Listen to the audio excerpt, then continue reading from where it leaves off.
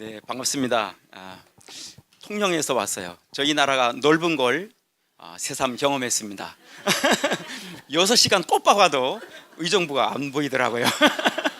예, 정말 참 멀고 먼 길을 우리 정 목사님 부름받고 달려왔습니다. 우리 정 목사님하고 금방도 이제 말씀을 잠깐 드렸는데 고등학생 때 만났어요. 우리 정 목사님을.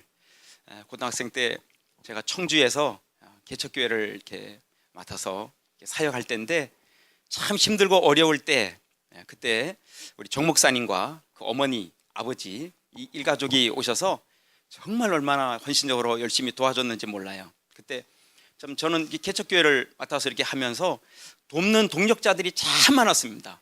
참 훌륭하고 좋은 우리 청년, 우리 그 당시 신학생들도 있었고요. 참 많은 분들이 함께 이렇게 사역을 했어요. 어려운 그 개척교회였지만은 함께 그때 신앙생활했던 우리 청년들 가운데 한 6분 정도가 목사님 되신 것 같아요. 그 중에 우리 한 분 정 목사님도 물론인데, 제가 목회를 올해 32년째입니다. 근데 제 목회를 하면서 언젠가 우리 선배 목사님 한 분이 저한테 그런 말씀을 하시더라고요. 안 목사 평생 이렇게 목회하면서 여기서 딱 꼽아라 그러면 꼽을 수 있는 5명 있냐? 저한테 그렇게 질문을 하시더라고요. 그래서 제가 예 있습니다 딱 그랬어요. 그랬더니 우리 선배 목사님께서, 은퇴하시는 선배 목사님께서 꼽아봐라 이러더라고요. 근데 제가 첫 손가락에 정성령을 꼽았습니다. 정성령. 두 번째 꼽은 사람이요, 그 어머니였던 신옥하 권사였습니다. 그 아버지는 안 꼽았어요. 죄송한데 먼저 소천하셨는데요. 그 외에도 너무 많아가지고요. 그때 저를 개척할 때 도와줬던 우리 청년들하고 너무 많아서 막 10손가락 넘어가니까요. 저보고 그러더라고요. 야, 안 목사님 굉장히 행복한 사람이다. 행복한 사람이다. 그러시면서 그분이 45년 본인을 목회하셨는데, 나 속색 있는 꼽으라면 10명 금방 꼽는데 내가 가슴에 남고 언제라도 새벽에 무릎 꿇으면 그냥 이름이 탁 나오고 기도가 나올 그런 사람은 5명이 채 안 된다, 그런 말씀을 하시더라고요. 내가 왜 우리 정성영 목사를 첫 손가락에 꼽았는가 하면, 그때 교회를 이제 개척교회를 시작했는데 교회가 많이 어려웠어요. 뭐 빚도 있고 많이 어려웠는데 교회가 남의 건물에 이렇게 상가를 얻어가지고 저도 개척을 했는데, 상가 개척교회에 있으니까 뭐 주인의 관세도 있고요. 많은 그런 어려움들이 있더라고요. 기도하는 중에 하나님께서 그 이사가는 교회가 있는데 그 헌교회를 판다 그래요. 그 교회를 저희가 이제 매입해서 올 수리를 해서 이제 가게 됐어요. 한 1년 만에 그 교회를 이제 빚도 내고 어렵게 해서 이제 그 교회를 이사를 갔는데 한 2년 지나서요. 그때가 1998년도인 것 같아요. 2018년이니까 20년 전이잖아요. 근데 불이 났어요.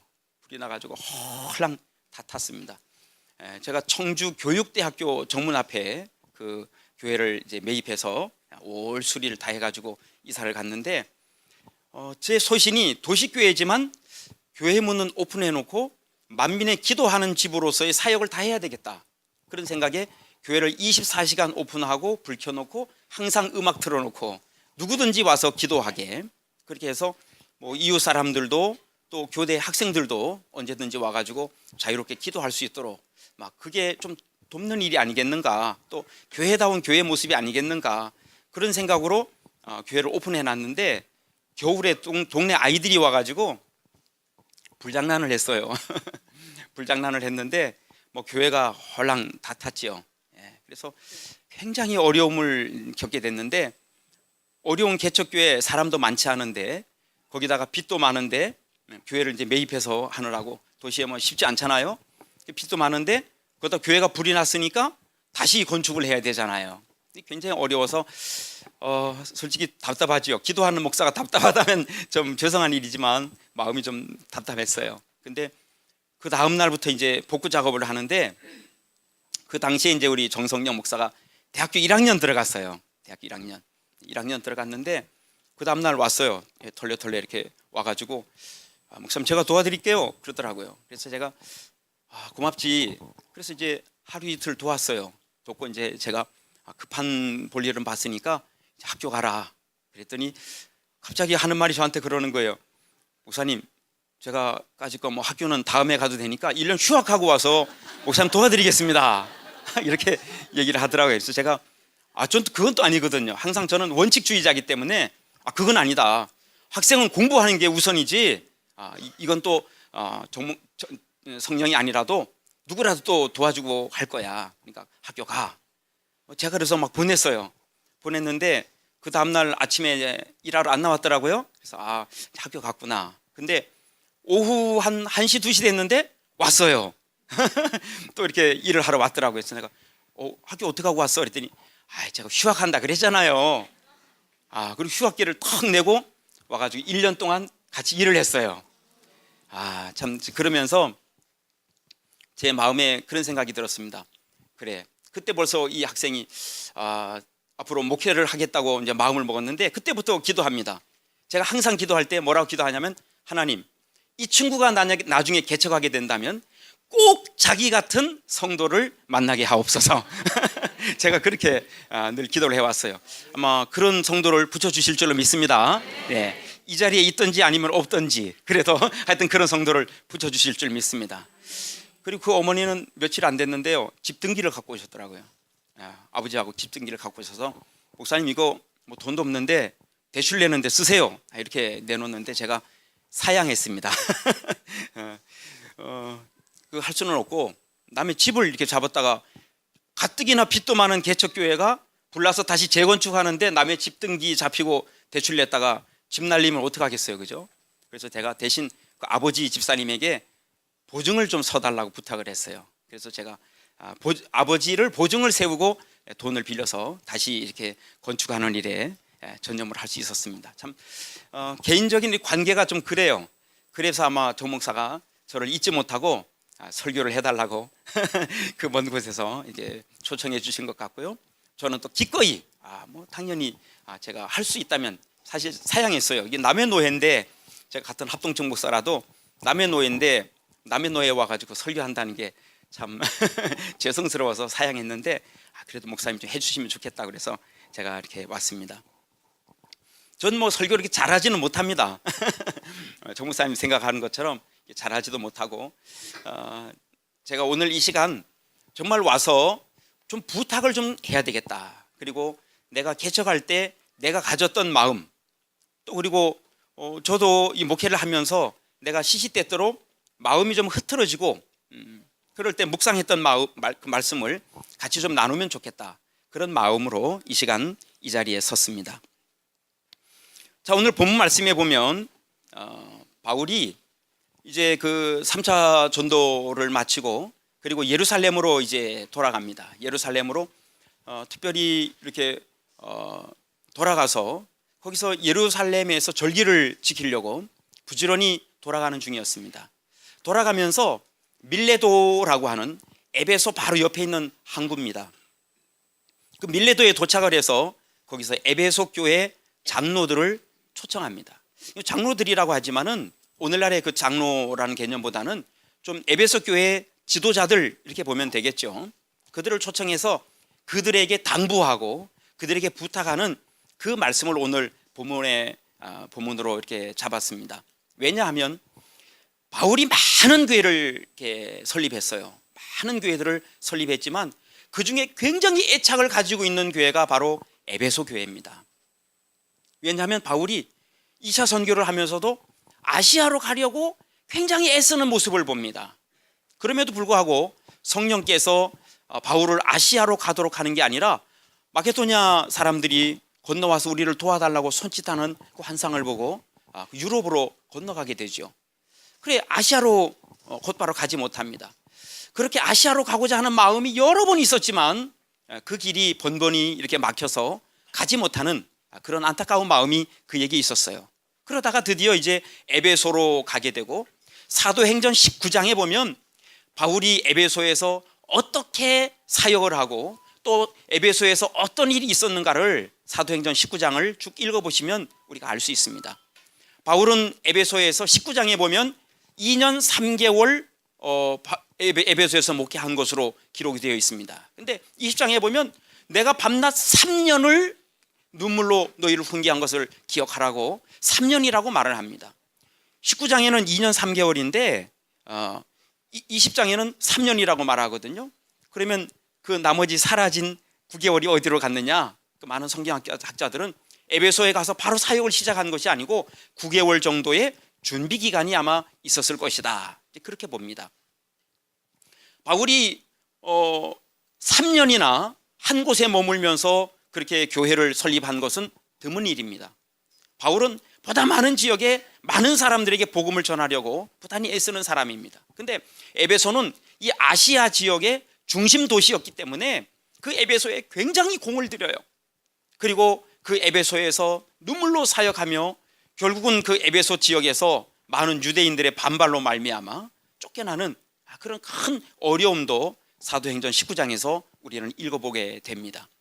그리고 바울은 이제 다시 이 마케도니아 지역으로 해서요, 아가야의 여러 지역들, 고린도 이 지역들을 돌아서 예루살렘으로 가면서 다시 이제 에베소 바로 옆에 있는 동네인 밀레도에 도착을 하게 됩니다. 그리고 그곳에서 에베소 교회 그 장로들을 불러내요. 여기 와서 나 좀 만나자 이렇게 불러내요. 왜냐하면 사도행전 19장을 읽어보면 우리가 이해가 갑니다. 왜? 거기서 많은 분란이 있었고 어려움이 있었고요. 바울이 거기 뭐 두려워서 못 가는 것은 아닙니다. 그러나 그 감으로 말미암아서 에베소에 또 다른 어떤 문제를 야기시킬까, 교회를 염려하는 마음에서 그는 밀레도로 에베소 교회 장로들을 부릅니다. 그리고 그들에게 이런 부탁을 하는 것을 봅니다.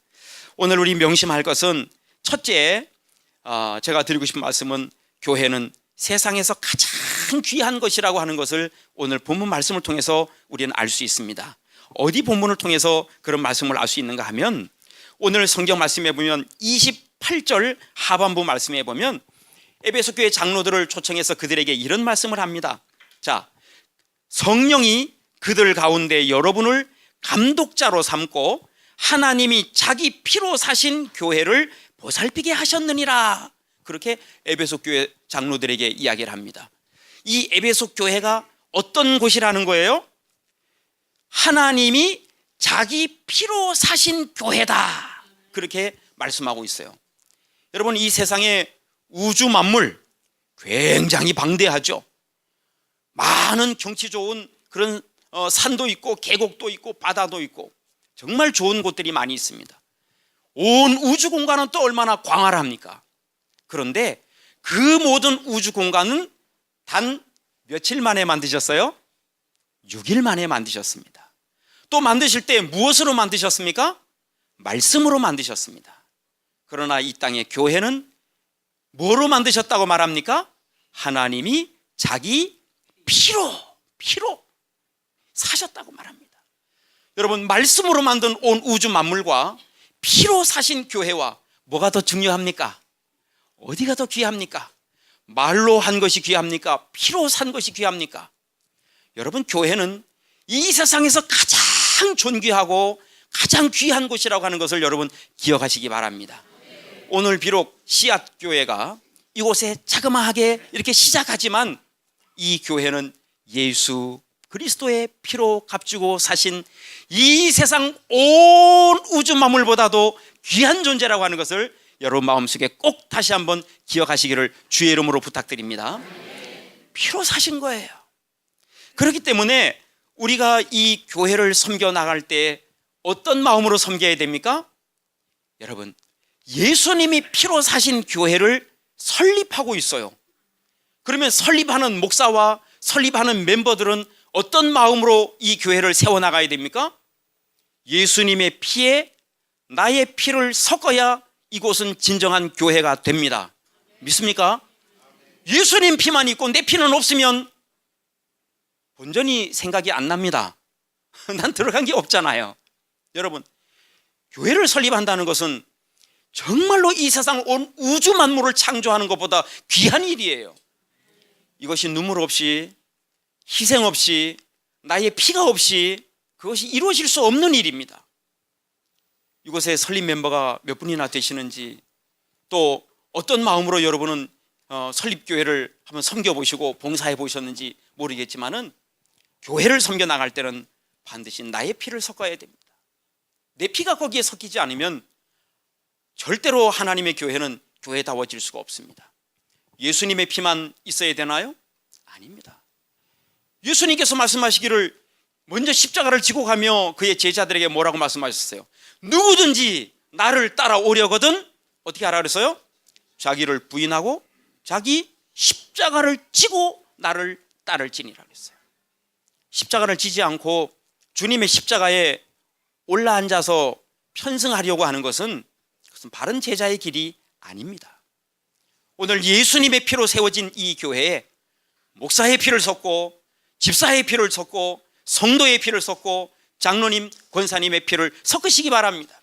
그럴 때 이 교회가 온전한 교회로 우뚝 세워지고 진정한 씨앗이 되는 거예요. 한 알의 씨앗이 죽지 아니하면 한 알 그대로 있어요.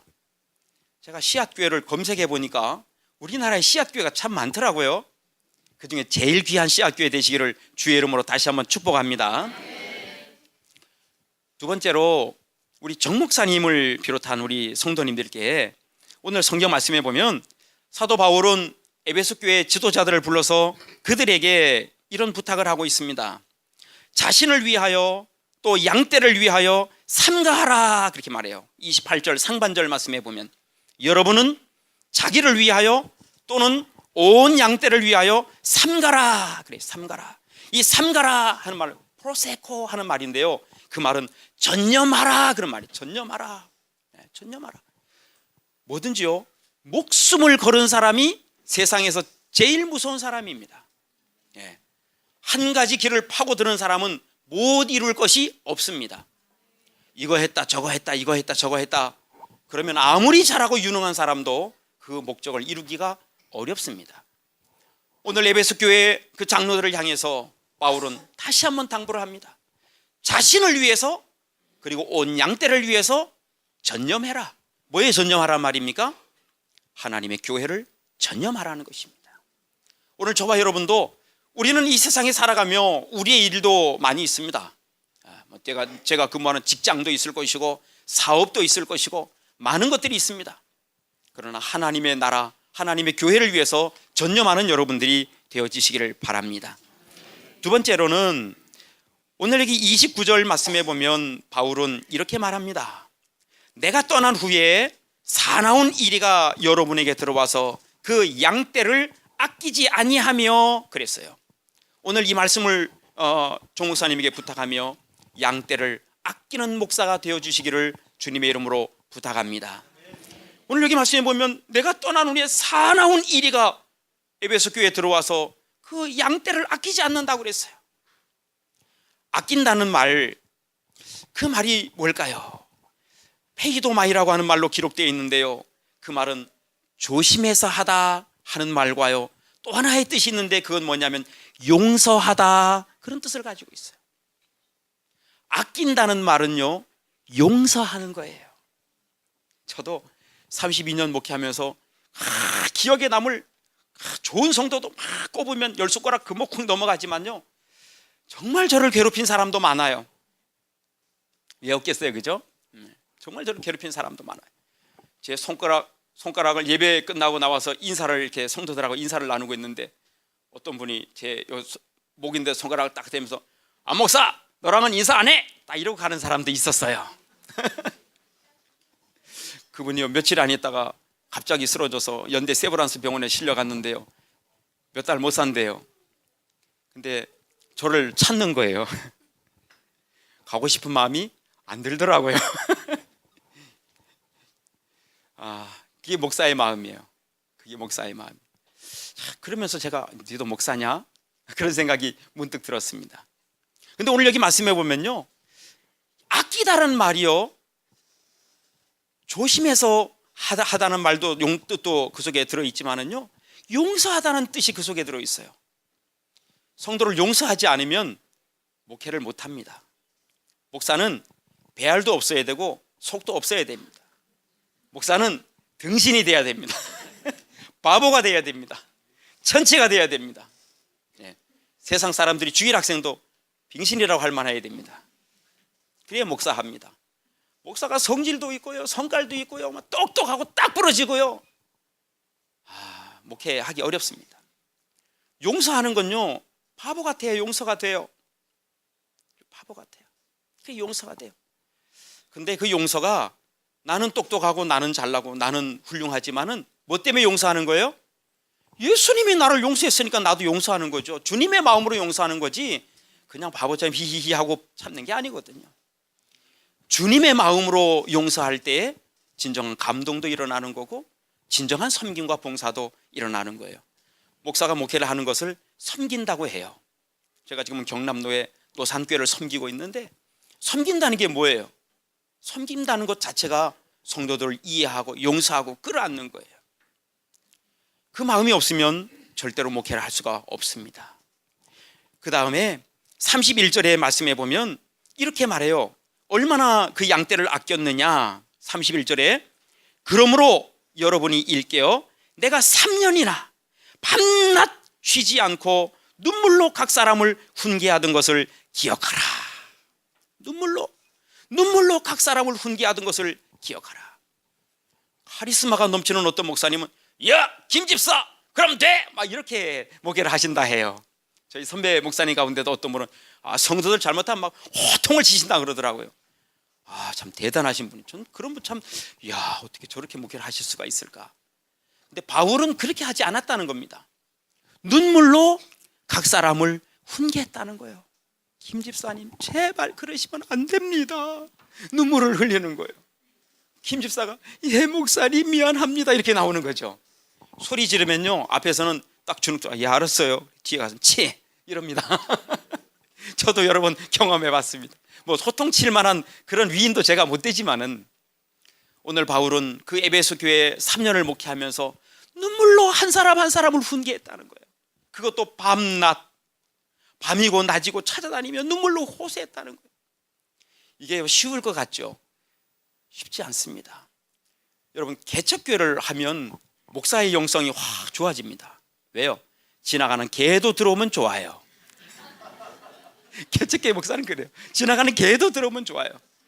우리 친구 목사님이 지하 개척교회를 하는데요, 어떤 사람이 지나가다가 그 문 열고 들어와가지고 갑자기 본당 쪽에 딱 들이대고 오줌을 누더랍니다. 강대상에서 주여 주정뱅이라도 좋으니 하나 보내주시옵소서 그렇게 기도하는데요, 갑자기 뻑 열고 거다가 오줌을 쫙 누더래요. 그 당신 뭐 하는 거야? 했더니 여기 위에 술집 여기 화장실 아니요? 그러더랍니다. 이렇게 내려가서 이쪽으로 가면 화장실이고 이렇게 들어오면 교회였는데 이분이 문을 잘못 찾은 거예요. 근데 그분이 그래도 쫓아가가지고 아유 반갑습니다. 제가 방금 주정뱅이라도 하나 보내달라고 그랬는데 하나님이 당신을 보내주셨네요. 그걸 끌고 들어가서 그분 전도해서 나중에 그게 장립집사님 됐다고 그렇게 간증을 하시더라고요. 참 별일도 다 있습니다. 근데요, 처음에는 그렇게 지나가는 개라도 들어오면 좋은데 나중에 점점점 교회가 성장하고 나면 목사가요, 그런 마음이 좀 사라지죠. 네, 사라집니다. 근데 오늘 바울은 그런 사람을 찾아다니면서 눈물로 그 사람을 훈계했다고 그렇게 말씀하고 있습니다. 얼마나 양떼를 아꼈는가 하는 것을 우리는 본문을 통해서 알 수 있습니다. 우리 정 목사님도 꼭 그런 목사님 되시기를 바랍니다. 또 우리 성도님들은 목사가 눈물로 훈계하지 않도록 속색이지 않기를 주님의 이름으로 부탁을 드립니다. 그 다음에 세 번째는 오늘 여기 30절 말씀에 보면 이런 사람이 있다는 거예요. 또한 여러분 중에서도 제자들을 끌어 자기를 따르게 하려고 어그러진 말을 하는 사람들이 일어날 줄을 내가 아노라. 여기 보니까 뭐라 했어요? 누구 중에서도? 여러분 중에서도. 그러니까 이 중에 있다는 거예요, 없다는 거예요? 있다는 거지. 있다는. 어떤 사람이 있어요? 제자들을 끌어, 이 성도들을 끌어가지고 자기를 따르게 하려고 어그러진 말을 하는 사람이 있다. 이 어그러진 말, 디아스트레포라고 하는 말인데 이 말은 뭐냐면 왜곡된 말, 그런 말이에요. 왜곡된 말. 때로는요 이단들이 어떻습니까? 성경 말씀 인용해서 자기들 유리하게 싹 해석하는 사람들이 있죠. 어떤 사람은 하나님의 말씀이라고 하면서 하나님의 말씀이 아닌 자기 생각으로 성도들을 이끌어가는 사람들이 있습니다. 저는 이 세상에서 제일 나쁜 목사가 어떤 목사냐? 성도를 자기 양으로 만들고 주님의 제자를 자기 제자로 만들고 하나님의 백성을 자기 백성으로 만드는 목사. 그 목사가 세상에 제일 나쁜 목사라고 생각합니다. 물론 하나님께서 내게 맡겨주신 내 양 맞아요. 그러나 우리 하나님께서 모세에게 뭐라고 그랬어요? 애굽에 있는 네 백성을 건져내라 그랬어요? 내 백성을 건져내라 그랬어요? 내 백성이라고 했어요. 하나님은 모세에게 네 백성이라고 말한 적이 없습니다. 항상 내 백성을 건져내라.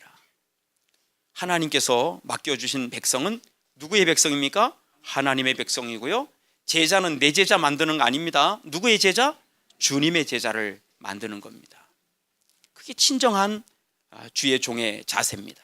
근데 오늘 여기 말씀해 보니까 바울이 너희들 중에서 사람을 끌어내서 너의 제자를 만들 사람이 있다. 그러니까 바울은 어쩌면 속으로 누군가를 염두에 두고도 한 말인지도 모르겠어요. 우리 정 목사님은 반드시 주님의 제자를 만드시기 바랍니다. 주님의 제자. 내 제자를 만들어서는 절대로 안 됩니다. 그래서 우리가 때로는 어떤 목사님들이 그래요. 제가 뭐 하면 우리 정 목사님 내 제자라고 말할 만도 해요. 제가 고등학교 때부터 가르쳤으니까. 근데 저는 한 번도 제 밑에서 이렇게 자라가지고 뭐 목사가 되고 해도 한 번도 제가 내 제자입니다 이렇게 소개해 본 적이 한 번도 없어요. 지금부터 제 동력자입니다. 내 제자가 아니에요. 주님의 제자고 제가 목사 만드는 게 아닙니다. 주님이 만드신 거고요. 주님이 지금도 이끌어 가시는 거고요. 하나님의 큰 일을 할 종으로 주님이 앞으로도 또 다듬어 가실 줄로 믿습니다. 마지막 네 번째는요, 33절 말씀해 보면 내가 아무의 은이나 금이나 의복을 탐하지 아니하였고 라고 말합니다. 바울은 3년 동안 그 에베소 교회 목회를 하면서 한 번도 뭘 탐내 본 적이 없다. 물질도 내가 내 손으로 수고하여 그 번 것으로 잘 아시잖아요. 이 장막 만드는 일을 해서요, 그것으로 자기의 이 전도비를 자기가 충당했다는 것입니다. 왜요? 바울이 그런 말을 하죠. 내가 다른 사람처럼 요를 받을 수 있다. 받을 수 있다. 그렇지만 받지 않는다. 그렇게 말합니다. 때로는 우리가 이제 목회를 해 나가다 보면 아마 시학교회도 제가 기대하기는 또 제가 믿기는 이 교회가 막 큰 교회로 성장해 갈 줄로 믿습니다.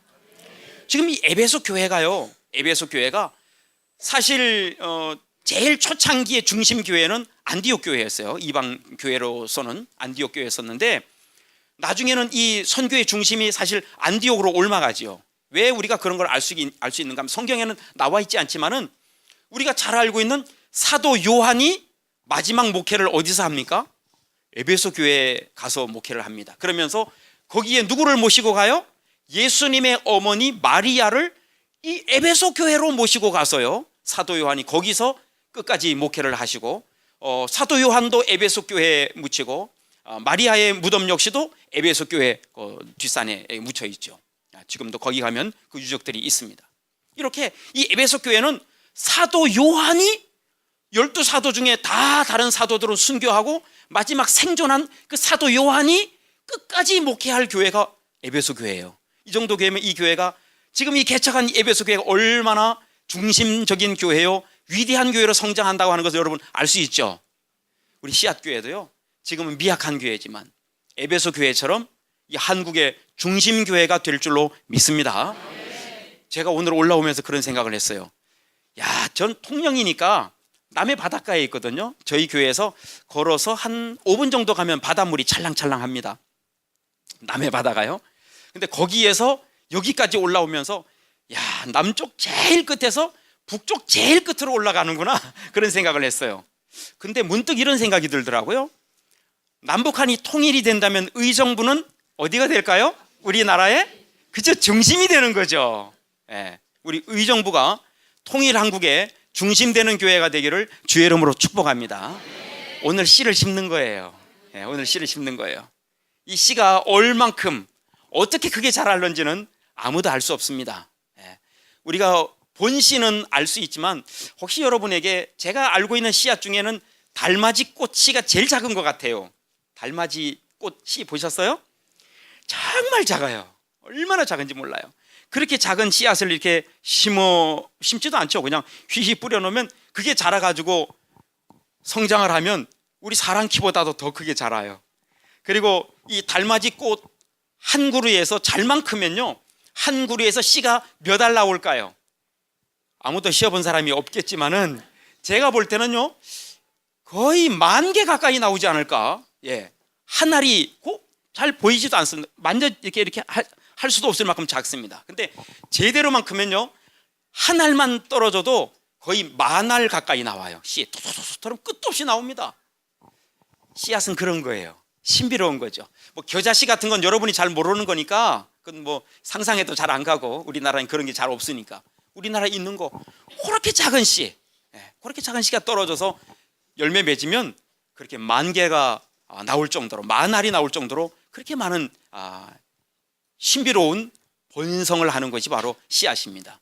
오늘 이 자리에 씨앗교회에 오신 여러분들에게는 그런 기적 같은 역사가 일어나게 될 줄로 주의 이름으로 축복하고 또한 믿습니다. 마지막 결론을 맺습니다. 이제 시작하는 교회, 뭐든지 시작이 중요합니다. 근데 오늘 제가 꼭 부탁드린 것처럼 교회는 이 세상에서 가장 귀한 곳이다. 온 우주 만물은 단지 말씀으로 6일 만에 만드셨지만은 교회를 세우기 위해서 주님은 수천 년 준비를 하셨고 이 땅에 친히 인간의 몸이 되어 내려오셨고 십자가에 달려 죽으셨고 피를 흘려서 교회를 세우셨습니다. 그리고 그냥 던져두신 것이 아니고 지금도 성령으로 교회들을 이끌어 가시고 인도해 가고 계십니다.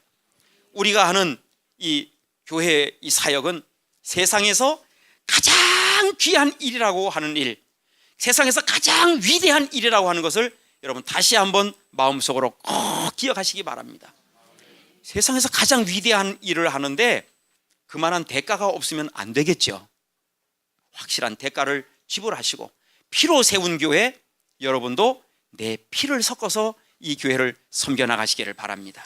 그리고 정 목사님에게 부탁한 이 여러 가지 일들, 정말로 교회를 아끼고 사랑하고 모든 일을 삼가하고 성도들을 아끼고 그들을 용서하고 끌어안고 밤낮으로 눈물로 훈계하며 하나님의 교회를 위해서 이 씨앗교회, 우리 정 목사님의 눈물과 수고와 땀과 피와 헌신이 섞어진다면 장차 통일한국의 중심되는 우리 씨앗교회가 분명히 되어질 줄로 주의 이름으로 확신하고요, 또 믿습니다.